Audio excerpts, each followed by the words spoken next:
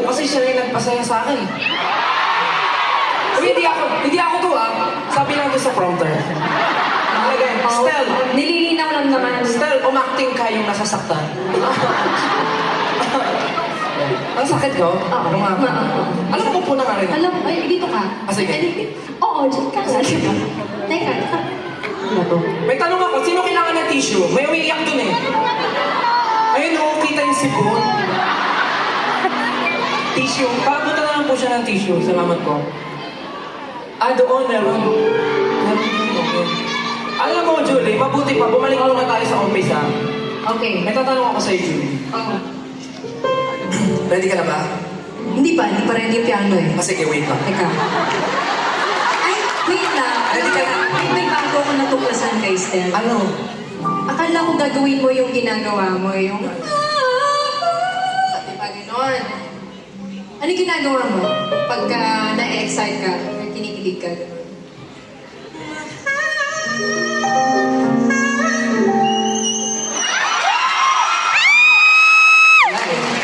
Isa po akong Takuri. Asia's Cattle.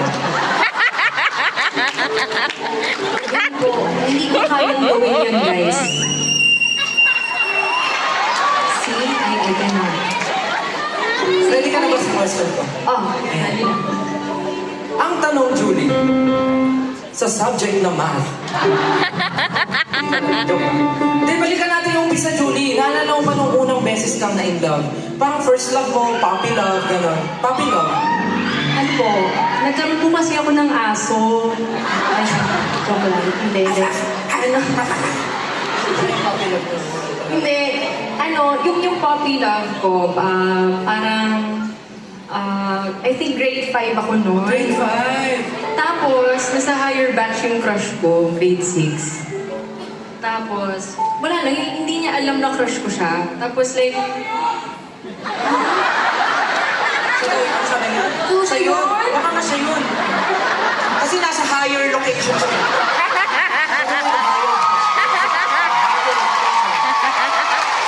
Hayop. Hayop! Ako na siya. Baka nga ikaw yun. Ito yung sinayang mo. Sorry. May labor na siya. kasi sa likod din. Kaya, oo. So anyway, grade 6 siya. Tapos, kasi before hindi pa K-12, di ba? So after ng grade 6, high school na, ganyan. Yung school kasi namin, pagka grade 6, parang may option ka to transfer. Oo, uso yun dati. So, after ng graduation, like, syempre, graduate na siya, di ba? After graduation, graduate na siya, hello daw.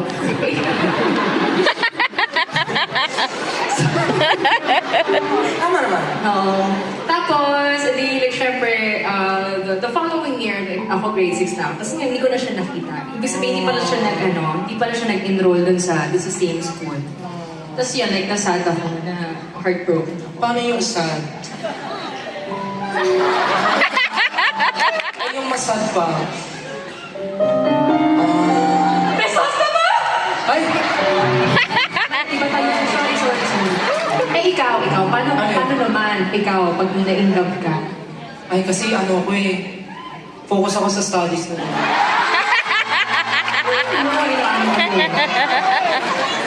Wala, pag na-in-love ako, papansin ako. Like, gusto ko, lahat ng gagawin ko, na-appreciate niya. So, in short, ginagawa mo lahat? Oo, gagawin ko lahat. Para lang mapansin niya ako. Okay. Tapos? Ganun lang ako pagkailan. Pero alam mo ba,